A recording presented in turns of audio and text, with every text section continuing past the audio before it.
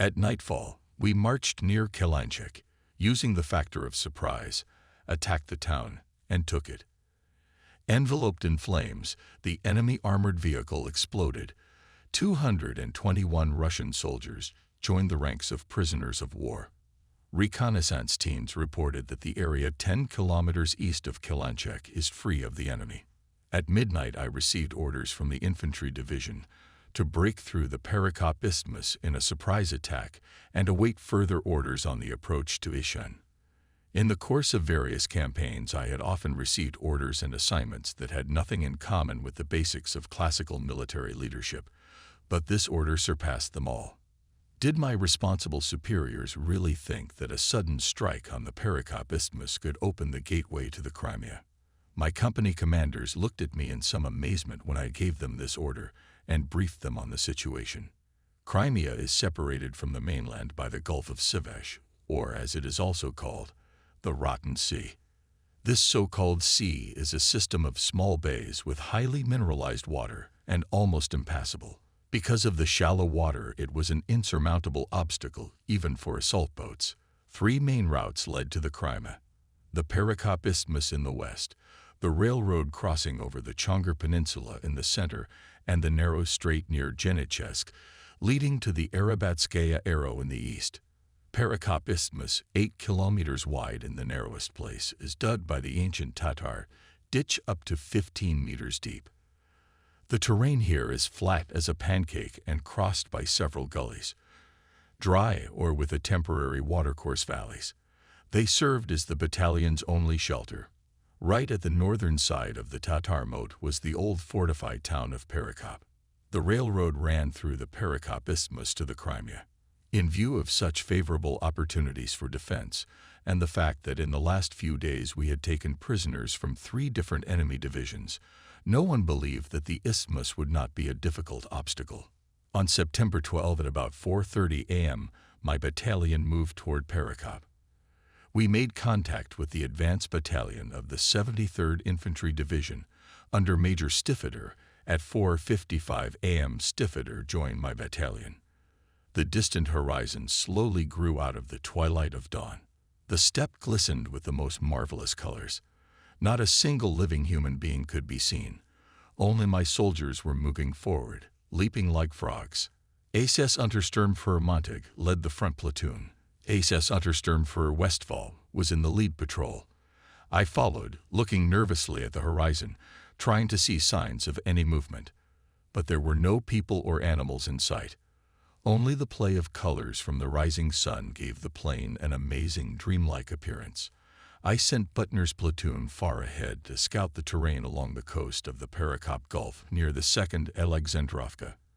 From there, the terrain to the north and south of the Tatar moat was to be clearly visible.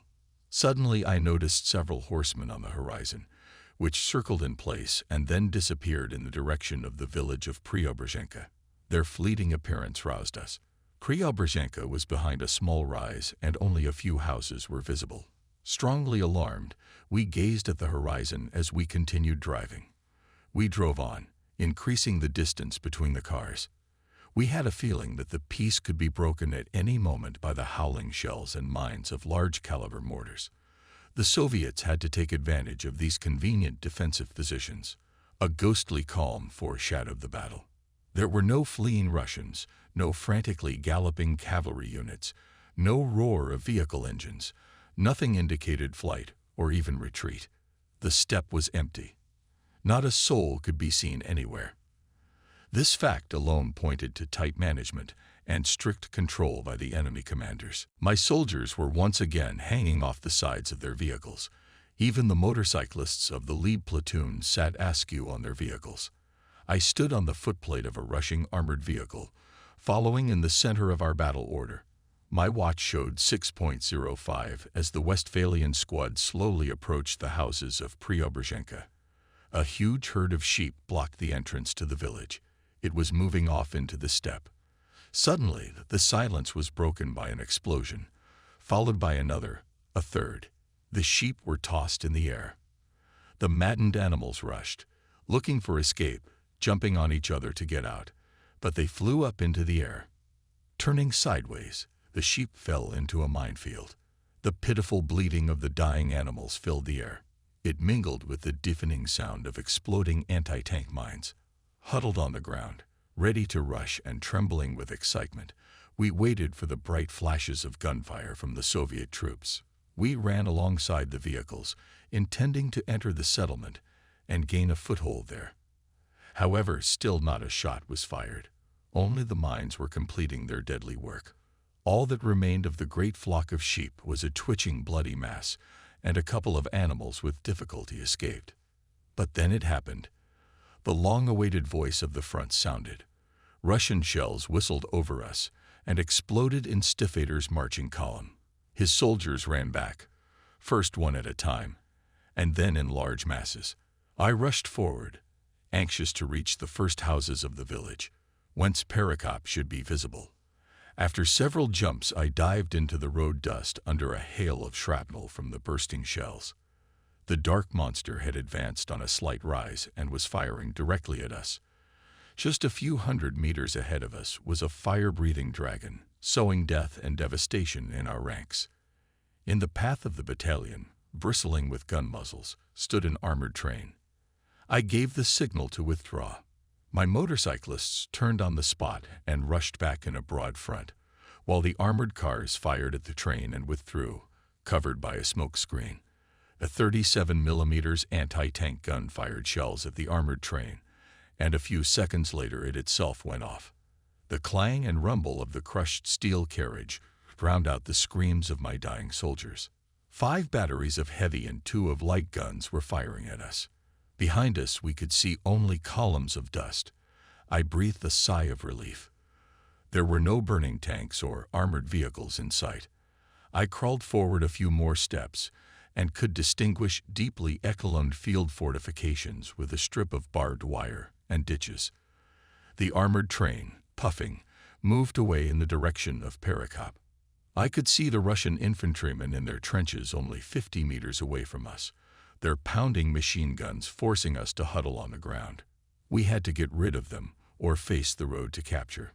Now it was the turn of our shells, flying whistling over us, to force the Russians to seek cover, though we ourselves had to press into every fold of the terrain. Around me lay wounded soldiers. SS Unterscharfer, SS Westphal had his arm torn off. SS Rotenfer SS Stoll was a few meters away from me. He was moaning in pain. Helmut Belk was not wounded. Stoll's sidecar motorcycle was still in order. Its motor was running amid the clatter of machine gun fire. Belk shouted something to Stoll, pointed to the motorcycle, and began to make his way toward Stoll. I bent over SS Untersturmführer. All efforts were in vain. Shrapnel had torn his back. As he gulped for air, I could see his lungs shaking. The roar of the engine proclaimed Stoll's rescue. Belk drove the wounded soldiers to safety, ignoring Russian fire. He made 3 rides, risking his life for his comrades. 3 times he returned for a load of groaning wounded. Another of our comrades was still lying in the steppe grass. Like us, he was in the dead zone behind a small rise. Soldier G was a reservist, married, a happy father of 2 small sons. He crawled into a shallow depression, his mop of blonde hair splattered with blood. The words came from his lips with a groan. "Get out of here. It's no use. I'm finished." I tried to calm him down, but in vain. Several motorcycles roared up behind the remnants of the advance party. I couldn't take my eyes off G. His hand clutched the handle of his pistol. He slowly raised the weapon, pulled the trigger, twitched his whole body, and fell silent. The horrified motorcyclists threw him onto one of the bikes. We were lucky. We all made it to the battalion positions despite the fire of Russian artillery and infantry.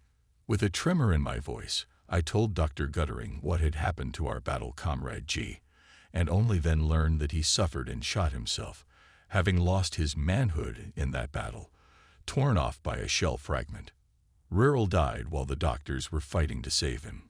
What was in their power was not enough. Having retreated, we, together with Stifater's detachment, took up a position 4 kilometers west of Preobrazhenka, where we awaited the approach of the 73rd Infantry Division. At 6.50, Bittner's platoon reported that the western shore of Perekop Bay was free of the enemy. From there, the terrain south of Perekop, including the Tatar Ditch, was clearly visible.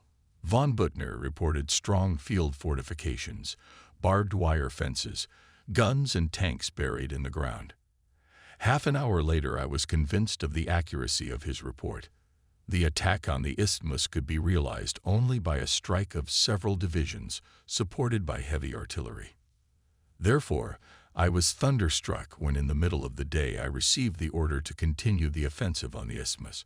I refused to lead my comrades to certain death, referring to my first report, and to the unusually strong fortifications in the offensive strip. The division told me to report personally to the divisional commander. After several hours of travel, I arrived at the command post in a small village northeast of Kelanchek. I expected a big blow for my refusal to carry out the order and was surprised when General Beeler greeted me in a very friendly manner and agreed with my assessment of the situation. In the evening, I briefed Colonel Hitzfeld on the situation in the area of our battalion, and then led the battalion to Chaplinka, where new directives awaited us. We were leaving the front, pursued by enemy dive bombers and accompanied by enemy artillery. In Chaplinka, I received an order from Sepp Dietrich to advance eastward to the central part of the isthmus of the Chongar Peninsula near Salkova, and, if possible, to take it by surprise attack.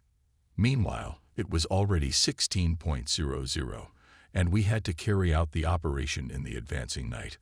When I arrived at the battalion, my young soldiers were already seated on their vehicles, and in 5 minutes we moved east-north of Sivesh, deepening into the dimly glistening steppe. At 17.50, we passed Vladimirovka, where we came under fire from the Crimean Peninsula Rhinos, a battery of 122 mm guns, trying to stop our advance. We proceeded east without loss. I wanted, while it was light and not dark, to cover as much distance as possible. We spent the night at Gromovka without making contact with the enemy. At 4:30 on September 15, the 2nd Company of the 1st SS Reconnaissance Battalion stood ready to move in the vanguard. From the hot coffee in the hands of my soldiers came steam, and I, together with SS Obersturmführer Speth, weighed the situation and assessed the latest intelligence data and testimony of prisoners. Air and ground reconnaissance reported well-equipped field fortifications, which stretched in a semicircle around the railroad junction Salkov. A breakthrough through the fortifications seemed impossible.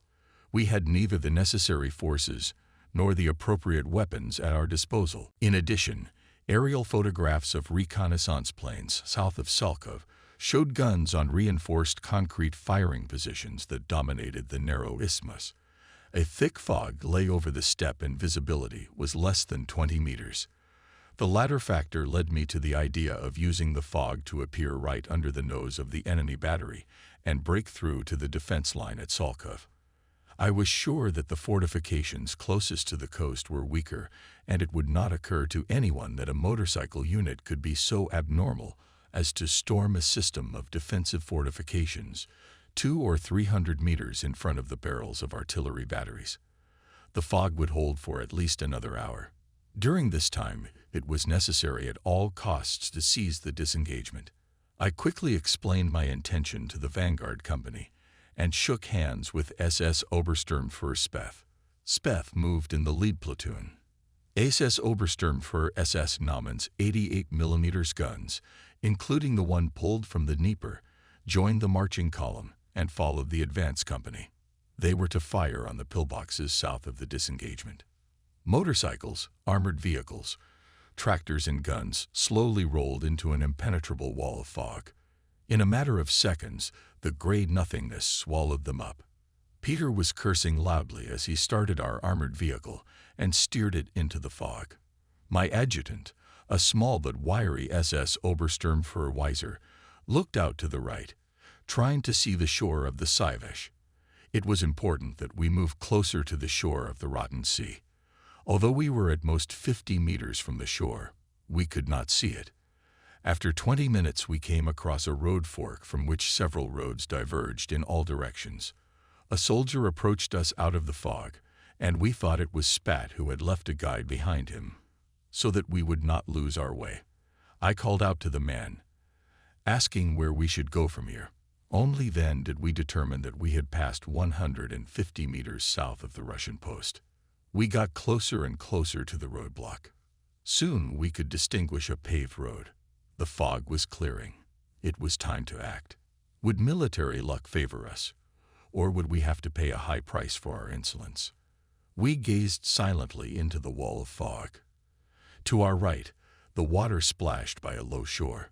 A few kilometers to the south, beyond the Sivesh, the dark Crimean coast looked out of the fog. But what was on our shore? Where was the enemy?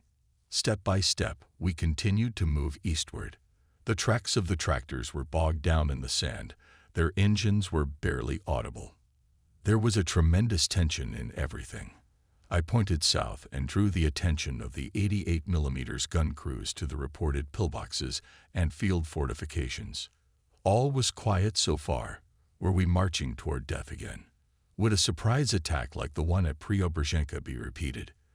A deafening rumble broke the morning silence. Suddenly, the peace was broken. As soon as fire was opened, we recognized the sharp crackle of shots from one of our 37mm anti-tank guns. Simultaneously, we heard the barking sounds of our 20mm automatic cannon and the angry boom of German machine guns. The 2nd Company of the 1st SS Reconnaissance Battalion reached the isthmus at Salkov and stopped a supply train carrying weapons and military equipment. A 37mm cannon hit the locomotive. We cut into the defense system more successfully than we thought, and in fact were able to attack the Russian positions from the rear. At 8:55, the railroad junction was completely in our hands. We captured the command post of the Russian defense and broke their lines of communication. The confusion of the Russians was indescribable. They simply did not believe that we could be here. The Russian artillery from positions south of the gap only opened fire when our 88mm guns began hitting the Russian pillboxes. The fog had cleared and no longer concealed our own or the enemy. Bremer advanced northward and broke through to the outskirts of Novo-Alexeyevka. SS Obersturmführer drove the 88mm gun to a position from which he was able to hit several Russian guns. Thanks to the decisive actions of the calculation, the task of neutralizing the Russian guns was solved. Unfortunately, in the course of its solution, Dr. Naumann was seriously wounded. He was taken by armored car to safety. We completely destroyed the ring of defenses north of the isthmus. However, it was impossible to advance further south and cross it. Dots and bunkers with thick barbed wire barriers and minefields required heavy artillery and infantry units. The battalion managed to capture several hundred men who belonged to the 871st and 876th Rifle Regiments. The isthmus leading to the Chongar Peninsula was defended by the 276th Infantry Division. We captured 86 new trucks, 26 track tractors, 2 45mm anti-tank guns, and several ammunition cars, with a load of 122mm caliber shells from supply trains that arrived from Melitopol. The ammunition was supposed to be delivered to Sevastopol. We were glad we had captured the train. We were soon outfitted with new Russian Ford trucks. Our own inventory of automobiles was greatly reduced. There was a shortage of motorcycles. I was relieved to learn a few hours later that we had lost only one soldier. He had been killed by shrapnel. Our success made possible an unconventional way of fighting. During the night, we were replaced by the 2nd Battalion, 1st Infantry Regiment, Leibstandard Division. The vehicles were refueled and tested at full speed for the next operation. We were given a new task, to immediately take Genichesk and block the road through the 3rd Spit. By 5:00, we were again sitting in our cars, moving towards the sun. After a short time, we saw the Sea of Azov for the first time. Its smooth surface spread out in front of us like a mirror. One large steamer and 5 smaller ones were moving eastward and soon disappeared over the horizon. We reached Genechesk at about 6:30. The outskirts of the town were quiet. Not a soul was to be seen. Was this silence part of the Russian defensive tactics, or was this port town simply unprotected? The motorcycle squad cautiously approached the houses, but contrary to expectations, met no resistance. Then we rushed forward at full speed, going deeper into the eastern part of the city and the harbor area. The situation there was different. A column of trucks tried to escape in the direction of Melitopol. The enemy infantry fled in panic to the nearest houses and after a while surrendered. An explosion in the harbor announced the explosion of the bridge connecting Genechesk with the Crimean Peninsula. The 2nd Company of the 1st SS Reconnaissance Battalion quickly seized the footbridge across the narrow strait connecting the Sivash with the Sea of Azov and saved it from being blown up. During the attack on the bridge, a bullet to the head killed the company commander, SS Obersturmführer Speth. Losses in the officer ranks resulted in a dangerous disproportion.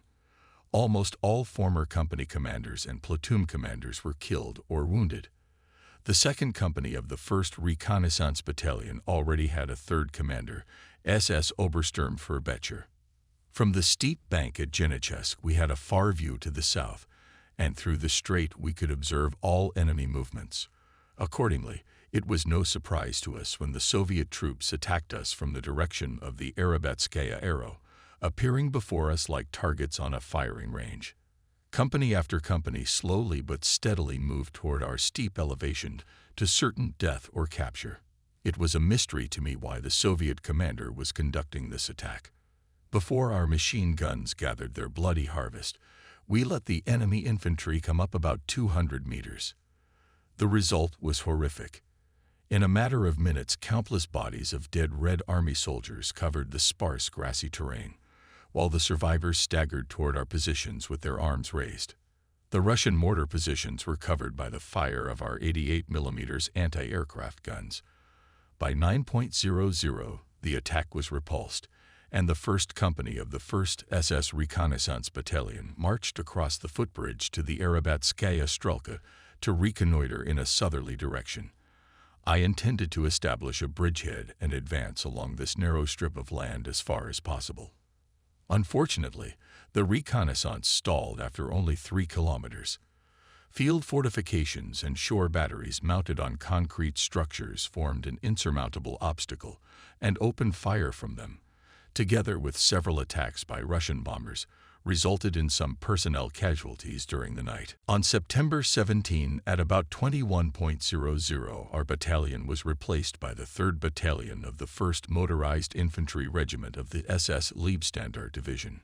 We, on the other hand, were tasked to reconnoiter in a northeastern direction and try to link up with the Vanguard Battalion Baden XXX Army Corps. During the night, our battalion received 6 officers and 95 soldiers as replenishment. The replenishment, the first since the beginning of the war in Russia, made an excellent impression and quickly became part of the battalion. In a matter of days, the young soldiers became veteran warriors.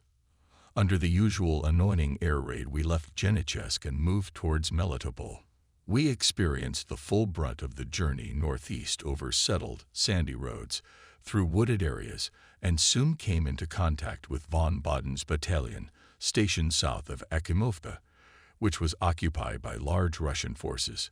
Von Baden and I had many mutual acquaintances in Mecklenburg, in which we had both spent some memorable years. A typical cavalryman, von Baden changed uniforms in the early 30s and worked with General von Seeckt in China until he was recalled to service in the German army. He was an impetuous, almost hot-tempered officer, unafraid to take risks and decisive in attack. He died in January 1942 in battle near Evpatoria in the Crimea. He was killed by treacherous partisans. 2 vanguard battalions fought on the southern outskirts of Melitopol until September 21, waiting for the approach of the 72nd Infantry Division. Further attack on Melitopol and north of the city without the support of large infantry forces was impossible. We broke away from the rest of the forces of the XXX Army Corps by 200 kilometers. On September 21, I received the order to withdraw from the battle and lead the battalion back to Kolunchek. The unit withdrew almost 200 kilometers for 12 hours and on September 22 was ready for the upcoming assault on the Crimean Peninsula. During the long march through the Nogai steppes of northern Tavria, I first felt the terrible emptiness of open spaces.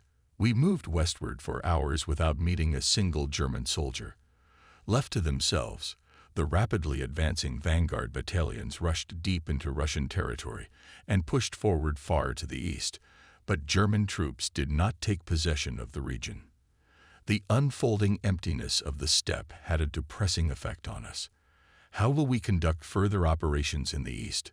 What units and formations will be thrown against the enemy forces in the Crimea? We began to look beyond the immediate concrete battle and to guess the operational task of the army in the east. No one believed any longer that the formations at hand were sufficient to hold the front during the winter months. German units and formations were shattered and urgently needed rest, replenishment, and repair. We were attached to the LIV Army Corps, and after the brave 73rd Infantry Division had managed to storm Perekop and overcome the Tatar Ditch on September 26, we had to quickly cross the isthmus and cut into the retreating enemy lines. The battalion stood ready to conduct the operation by the end of the day, 4 kilometers northwest of Perekop Bay. A battle of extraordinary intensity and ferocity on both sides ensued, and it was not until September 27 that the battalion of the 72nd Infantry Regiment was able to break into Armyansk. However, even on September 28 there were no conditions for the use of motorized units. The Soviets counterattacked again and again with large forces supported by tanks. At 4:30 the battalion was attached to the 46th Infantry Division and moved into position 3 kilometers northwest of Perekop. Position north of the Tatar Ditch, our battalion was withdrawn at 9.00. As there was no possibility of fighting in the 46th Infantry Division's operational area, the battalion returned to the Leibstandard at 11.00. Soviet defensive positions on the isthmus south of Perekop were crushed only after 10 days of heavy fighting. It was not possible to break through the isthmus until September 28, indeed after 10 days of heavy fighting. After that, the road to the Crimea was open. On September 29, the pursuit of the defeated Soviet troops began, culminating in the final assault on Sevastopol on June 29, July 4, 1942. While the LIV Army Corps fought hard for every inch of ground south of Perekop, and the main Army Command planned to send the Leibstandard to pursue the enemy after the successful breakthrough. On the eastern front between the Sea of Azov, Melitopol, and the Dnieper River, events occurred that required the immediate transfer of the division. The Russians strengthened the front line here, and following the arrival of 2 new armies, the 18th and 9th, launched an attack on the positions of the XXX Army Corps and the 3rd Romanian Army, with a total of 12 divisions. Their attack on the positions of the XXX Army Corps was smothered by the stubborn resistance of the German troops. But to the north, on the section of the 3rd Romanian Army, the 4th Romanian Mountain Brigade was crushed. 2 other mountain brigades suffered heavy losses, and a 15-kilometer gap in the front of the army was breached. Because of this change in the situation on September 29, we were pushed back to the north, and we, together with our other units, were assigned the task of attacking and destroying the enemy in the area where he broke through the Romanian defense line. In cooperation with units of the 49th German Mountain Corps, the gap in the defense of the 3rd Romanian Army was eliminated, and the Soviet troops suffered heavy losses. Undoubtedly, the sudden appearance of 2 new Russian armies near Melitopol forced the German High Command to endure many hours of fear, but because of the way the Russians conducted the operation, they provided Army Group South with a unique opportunity. Due to massive, costly attacks aimed at disrupting the German offensive in the Crimea, the Russians did not have enough reserves to prevent the breakthrough of von Kleist's 1st Panzer Group from the Dnieper bridgeheads. On October 1, The 1st Tank Group von Kleist began an offensive to the southeast, threatening to interrupt the lines of communication of both Russian armies, and together with the XXX Army Corps and the 3rd Romanian Army to destroy them. The pursuit of the retreating Russian troops north of the Sea of Azov began. From October 2 to 4, von Baden's battalion, the fighter anti-tank battalion of the 72nd Infantry Division, and our battalion fought together against large enemy forces in the area of Elizavetovka northwest of Berdyansk. The Soviet troops suffered heavy losses in these battles. Time after time, they turned to flee before our better weapons and more mobile battalions, and in doing so suffered heavy losses. The steppe naturally gave our vanguard battalions a huge advantage and put the enemy infantry, which had a significant numerical superiority, at a disadvantage. On October 5, our infantry divisions attacked deeply echeloned positions between Melitopol and the Dnieper. A deep anti-tank ditch stretched all along the attack sector and was stubbornly defended by Soviet troops. Minefields and wire fences hindered our advance. Our battalion was assigned the task of capturing the Moloknaya River crossing and holding the bridge, ensuring the infantry's advance across it. Again, we followed the attacking infantry battalion and waited for the signal to begin the operation. Our brave infantry had to fight their way through many minefields. The Russian anti-tank mines were encased in wood and could not be detected by mine detectors. There were also anti-tank mines in wooden casings. Around noon, the German infantry did overcome the anti-tank ditch, breaking through the main strip of Russian defenses. A crossing was immediately created across the ditch to bring my battalion into the breakthrough. In anxious anticipation, Bremer's 1st Company, 1st SS Reconnaissance Battalion, positioned itself at the head of the column behind my armored vehicle. The Soviet troops were retreating.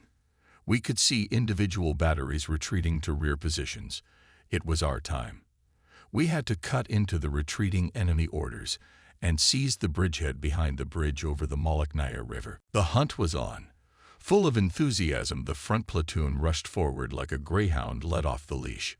Bremer and I followed him in a cloud of rising dust.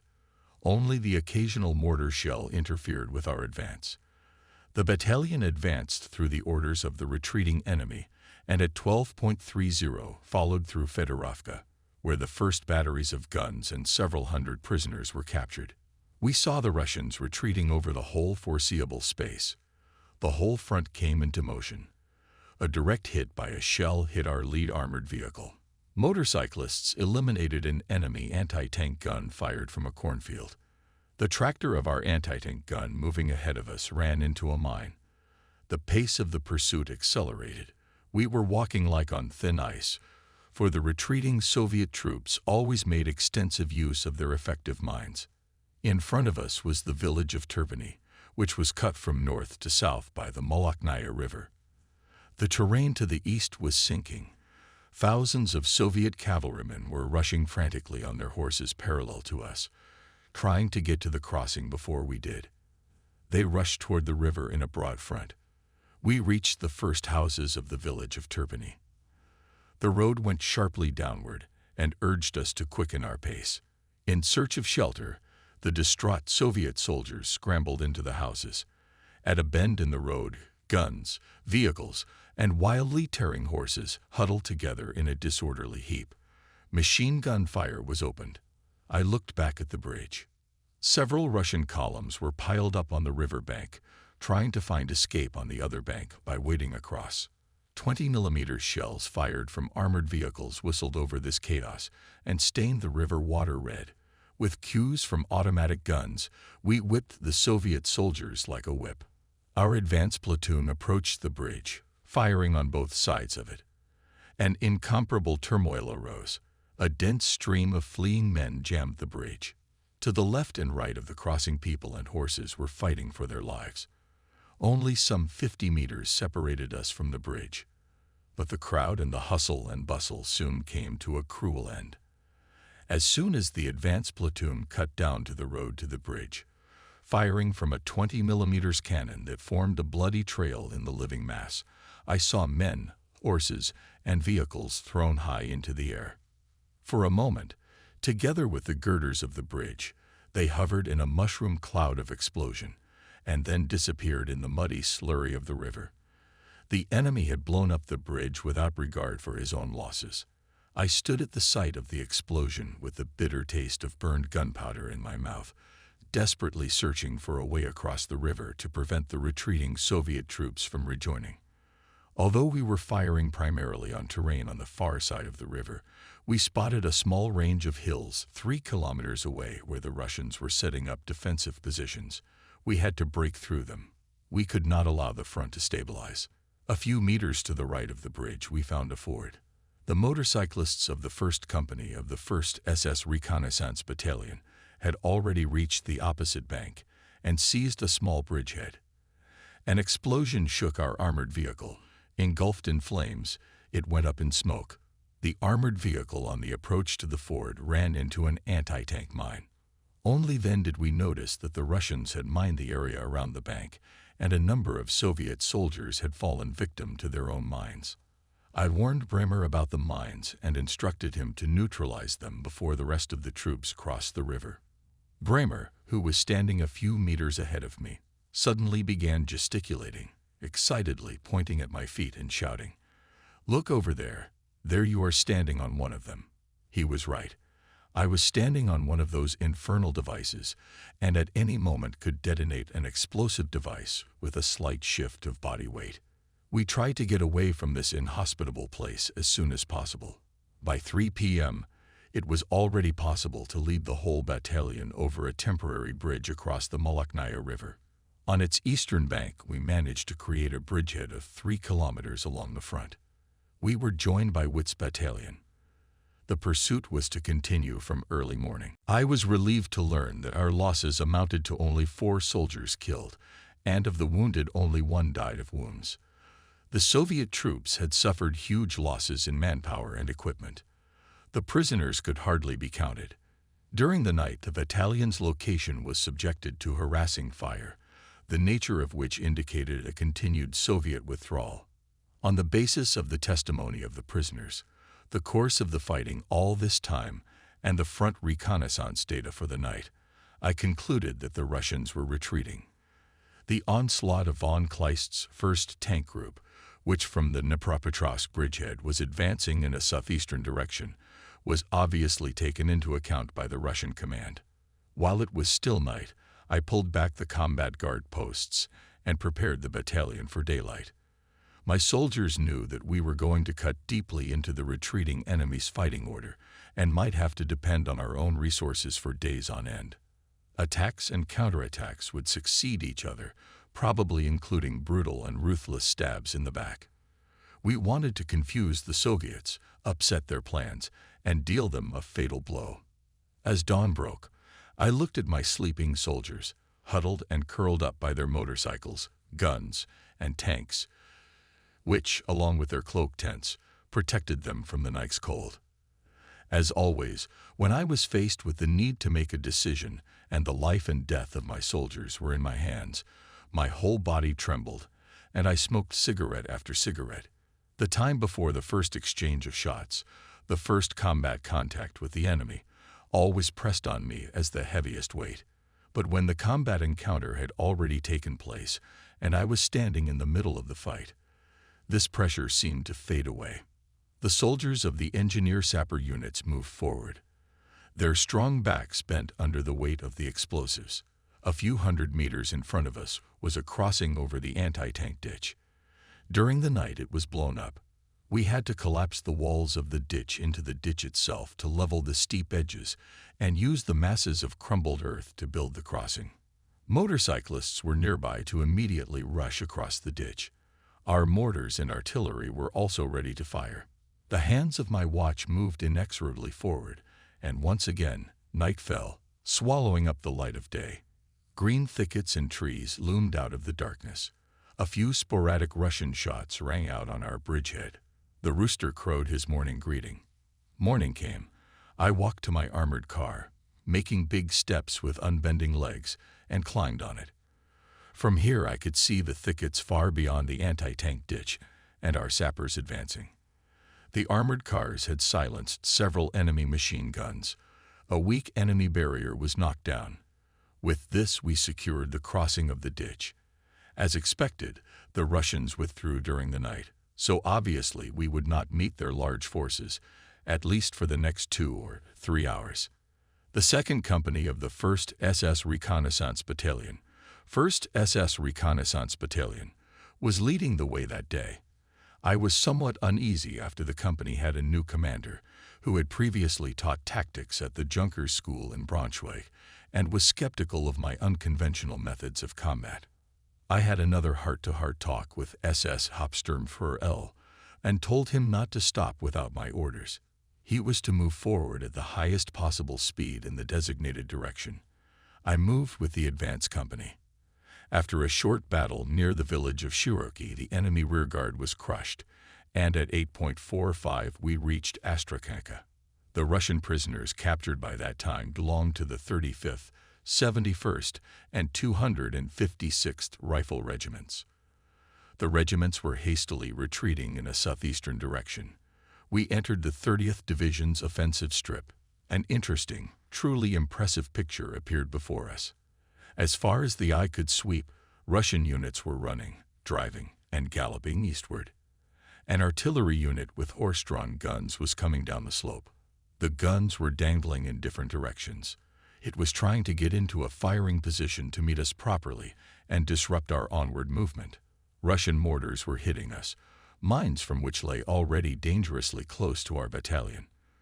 But the Soviet retreat turned into a disorderly rout when the commanders already had a poor grasp of the situation. It would be pointless to get into a firefight with the Russian rearguard and lose precious time. I gave SS Hauptsturmführer L the order to continue the offensive without slowing down and not to worry about the threat to our flank. My order and the corresponding signals to my young soldiers added fuel to the fire. The motorcyclists descended on the Soviet troops like a tropical storm, and with their machine gun fire split the mass of fleeing men in two. Heavy armored vehicles were behind the flanks of the motorcyclists, providing cover. Assault guns sent shells at distant targets. Enemy ammunition trucks rumbled to life, and artillery batteries formed a haphazard cluster of horses, crews, and guns. In the background, 2 old Soviet airplanes flew over the broad steppe like burnt moths. They dared not come within range of our 20mm anti-aircraft gun. In a few seconds, Bremer was standing beside me. I pointed to the enemy artillery moving into position, and the forward units of our battalion disappearing in a cloud of dust. Words were not needed. What we had learned in long, grueling training in boot camps and on the firing range, at that moment fully bore fruit. Wide spread out, the company rushed at the firing guns. From the flanks, the company stormed the Russian artillery positions like a pack of wolves, silencing 4 122mm and 2 76mm guns. SS Obersturmführer Hess and Wolf were severely wounded in the melee. Many Red Army soldiers were shaving westward with their hands in the air. Everywhere the eye could see Soviet troops in disorderly flight. Bremer raged like a hound off the leash, leading his company into the thick of the pandemonium. Again, Guderian's words were justified. The machine is a weapon. Our lightning speed literally demoralized the Soviet troops. I led the forward company and swept with my motorcycle messengers through the ranks of the Soviet troops. The main forces of the battalion followed behind at 5-minute intervals. In front of us was a collective farm. Orchards and tall deciduous trees surrounded the peasant houses.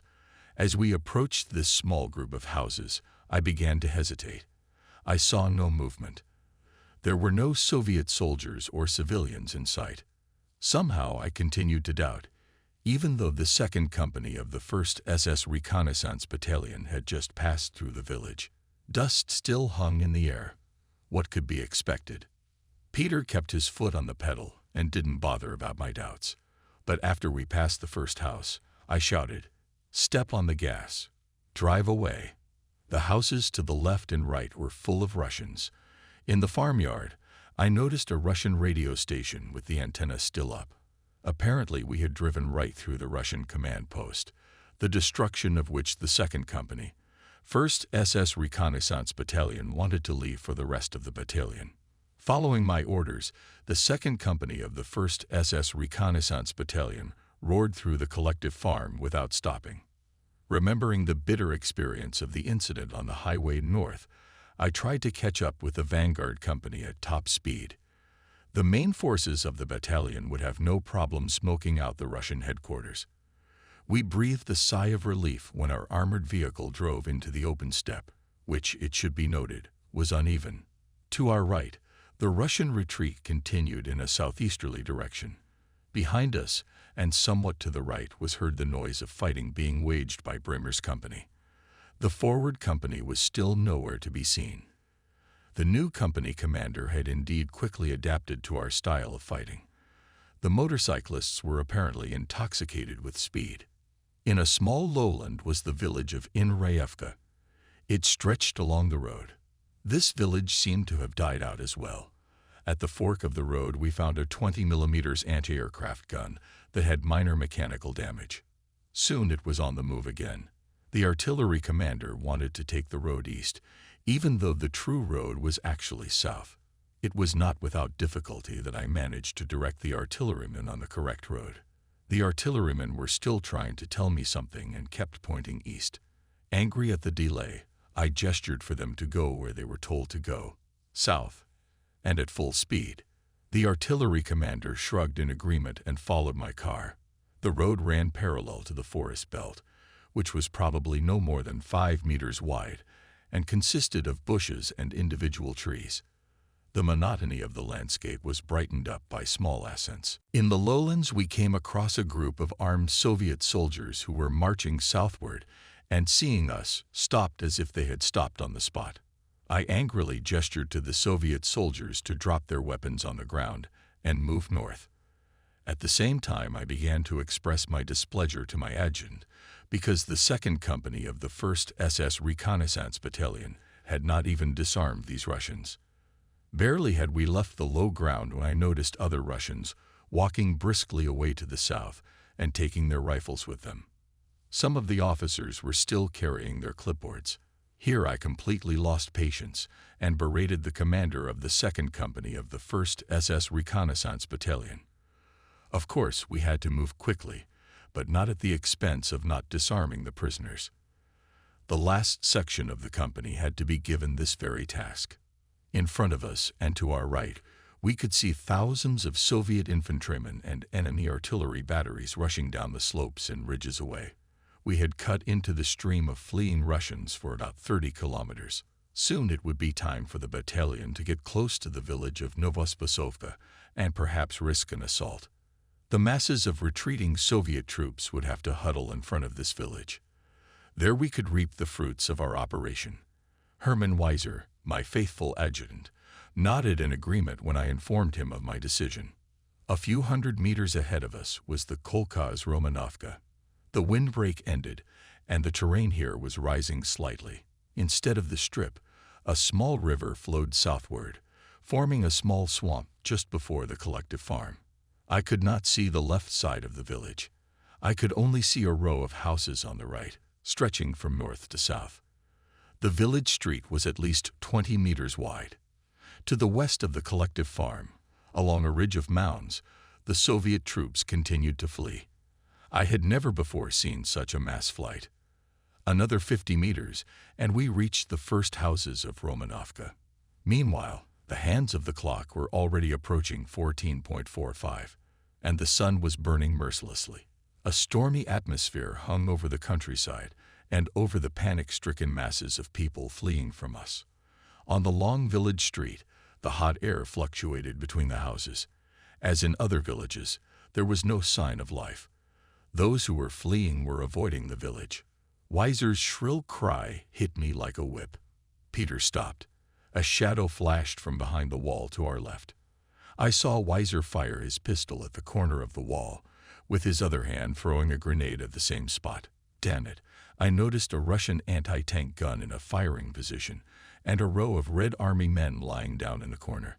I jumped to the right, hopped across the street, flew into a dung heap, and suddenly saw the terror in the eyes of 2 Russians lying down at their machine gun. Obviously, they had just woken up. We lay opposite each other and waited to see who would make the first move. I did not dare to look at the road. A direct hit had scattered apart our 20mm anti-aircraft gun crew. The screams of the soldiers turned into howls. Peter called out to me and searched for me with his eyes. He must have been behind me and slightly to the left. On the other side of the road came the clanking of tank tracks. A second shell had hit our anti-aircraft gun. I had to act fast if I wanted to leave this dung heap alive. The two Russians were still staring at me stunned. They must have thought that we had attacked the village with a large force, and their last hour had come. When I gestured for them to get out, they scurried away like a couple of rabbits. Almost simultaneously with two Red Army men, and in one leap I sprinted past our broken anti-aircraft installation and pressed on to a small slope where I found Messenger, Drescher, and Peter. Weiser had disappeared. Drescher claimed that Weiser had jumped into the house on the left. Only then did it become clear to me why we had run into armed Russians along the way. The advance company at Inrievka had taken the wrong direction, and I had immediately overtaken it, getting into a delicate situation. I could not wait for the main forces of the battalion to appear. I longed for the appearance of SS Hauptsturmführer Fendt with his 88mm gun. I almost opened fire on Hermann Weiser. How did he manage to get on the roof? He kept pointing excitedly to the left. Did he want to draw our attention to the tank? We were extremely lucky that the slope protected us from a possible Russian tank. I advanced a little higher up the slope until I spotted a small airplane on the outskirts of the village. This jalopy was taking off from the collective farm airfield. Maybe we had reached the headquarters again. The minutes stretched like hours. On our right, the Russians were still retreating through the mounds. We pressed tighter to the ground. The tank changed position. The sound of its tracks came closer, and then moved away again. Suddenly, a staff car jumped out of the first collective farmyard at full speed and made such a sharp turn that it balanced on two wheels for some time. At first, we were numb with surprise, but then we opened fire on the car with all kinds of weapons. However, it got away, leaving a huge cloud of dust. Finally, we heard the sound of engines and the clanking of tracks behind us.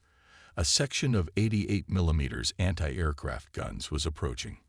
Our position and the broken 20mm anti-aircraft gun for the grenadiers were sufficient guidance for action. With a deft turn, the driver turned the tractor so that the gun was immediately in position to fire. A few seconds later, the explosions of fragmentation shells rumbled along the road. Hauptsturmführer SS Fendt tried to destroy the plane on the airfield, but it was not as easy to do as it seemed. The staff car drove up to the airplane, and soon it took off like a tired bird. The airplane made a big circle over the collective farm and disappeared over the horizon. The 88mm anti-aircraft gun was doing wonders. Our fighting spirit returned to us, and the paralysis of the last half hour passed. How glorious it was that its shells whistled past us. What pleasant music for soldiers who had already enrolled themselves among the dead and buried. However, a heavy Russian tank broke through the gardens behind us. We couldn't hit it because the slope blocked our view. Infantry guns were brought to the firing position.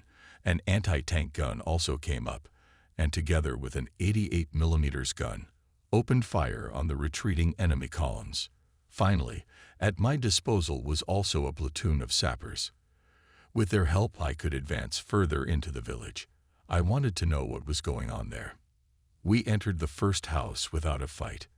An excited Weiser came up and led the sapper team to the entrance of the cellar.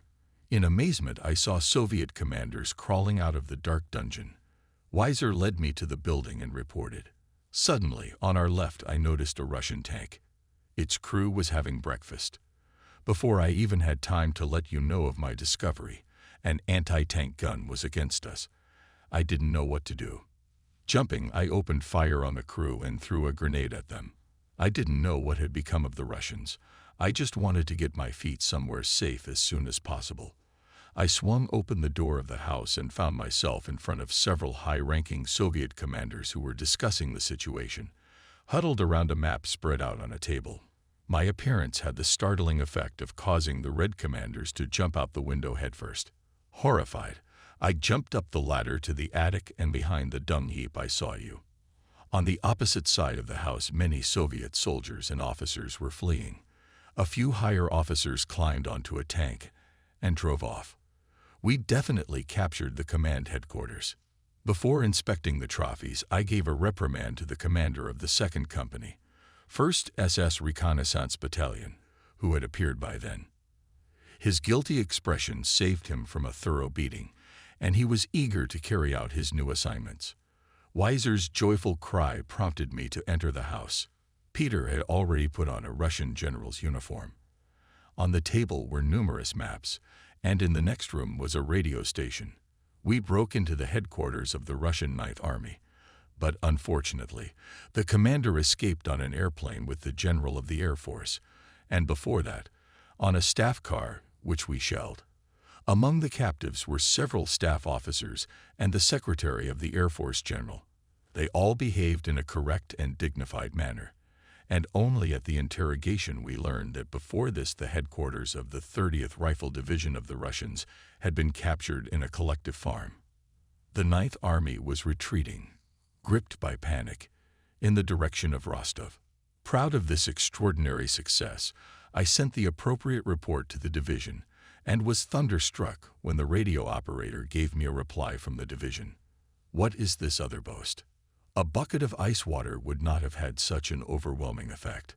Having calmed down somewhat, I sent the captured staff officer and secretary to the division. Soon my radio operators began to broadcast orders in Russian. We wanted to deceive the retreating Russians and force them to go on the defensive, thereby giving Mackenzie's motorized court a chance to slam the lid on the cauldron. But the Soviet troops were unstoppable. Their haphazard retreat continued. Bremer's company begged for support. During the pursuit, it got involved in fighting. We had to wait for the next day's advance and the infantry following us. For the first time, we failed to make an inventory of the spoils. Everywhere around us were abandoned guns, tractors, and horse harness. Numerous prisoners were striding westward, and many Russians had been killed.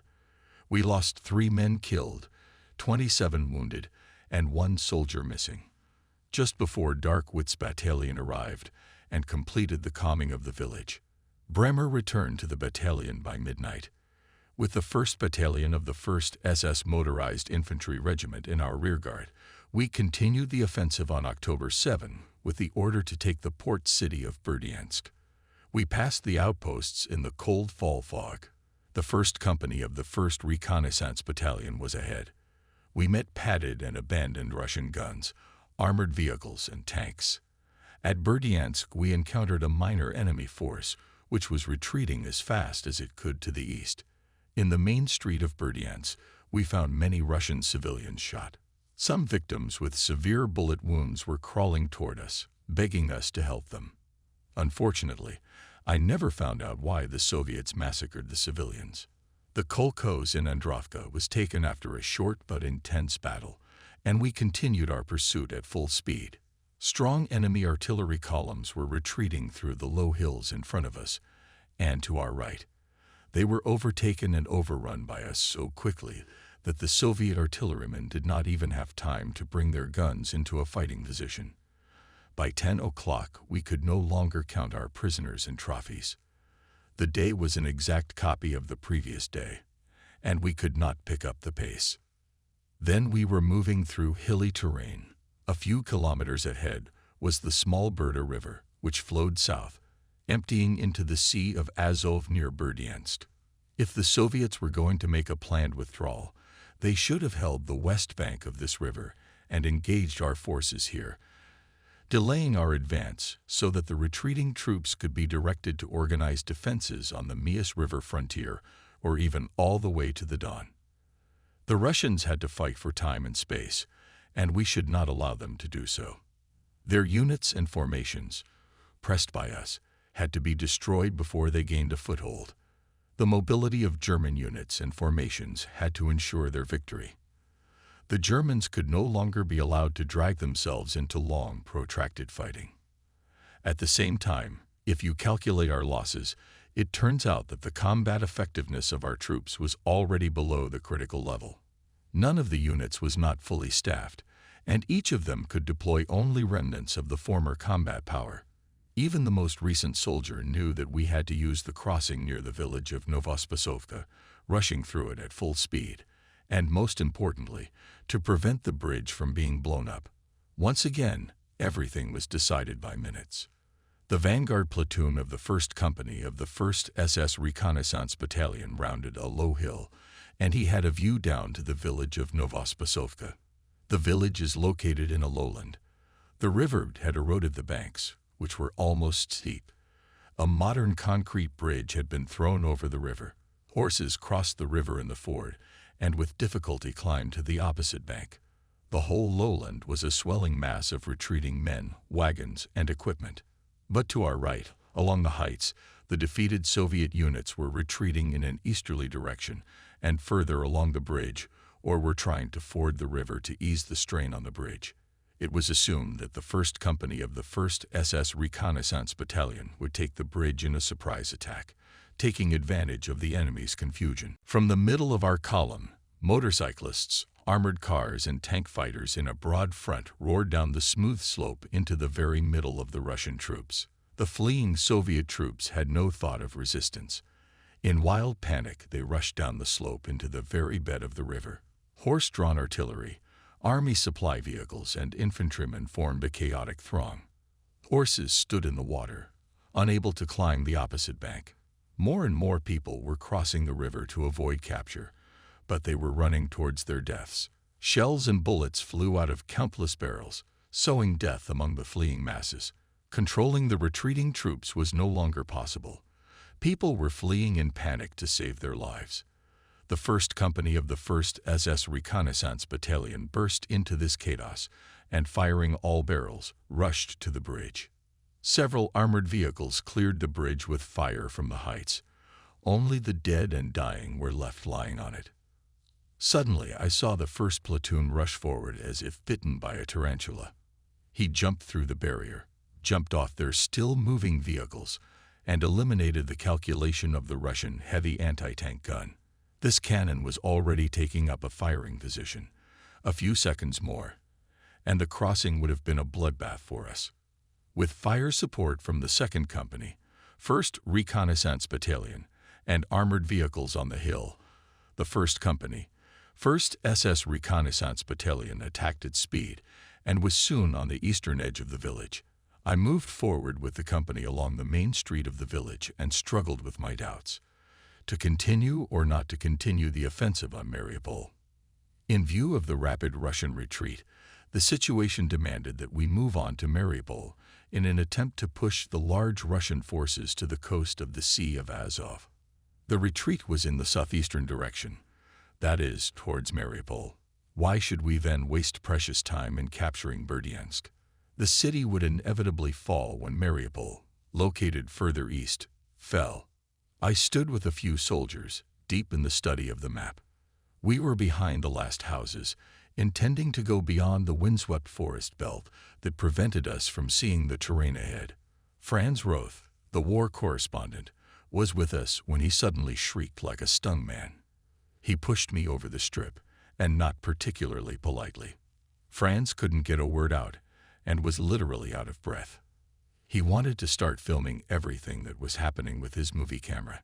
No more than 20 paces ahead was a monstrous Russian tank that seemed to be about to move or open fire at any second. The street emptied in the blink of an eye. SS Unterscharfer Bergmann grabbed explosives and snuck under fire cover through a small orchard to detonate the tank. We, holding our breath, followed on the heels of this man. The tank did not move. Its engine was silent. Could it be that this monster had a mechanical problem? Bergmann prepared to dash, took a deep breath, and rushed toward the tank. At any moment, the explosives could fly at the stern of the vehicle, the next second disabling the engine. It was going to happen any second. A shot broke the silence.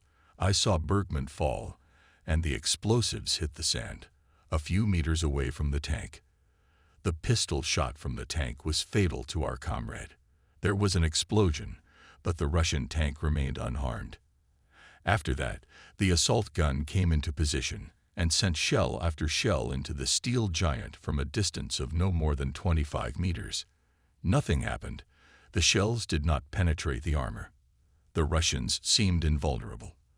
The commander of the Isaac gun shook his head doomedly and cursed floridly. His gun had found a worthy opponent.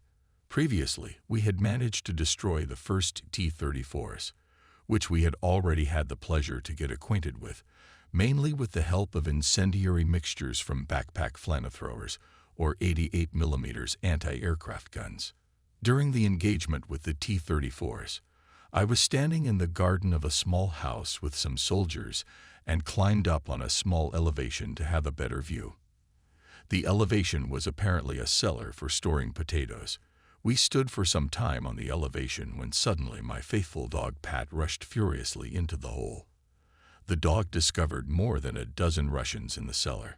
We looked at each other in confusion, and then the Russians came out of their cache with hand grenades, automatic rifles, and other weapons. We were once again convinced that a soldier in war needs a lot of luck to stay alive.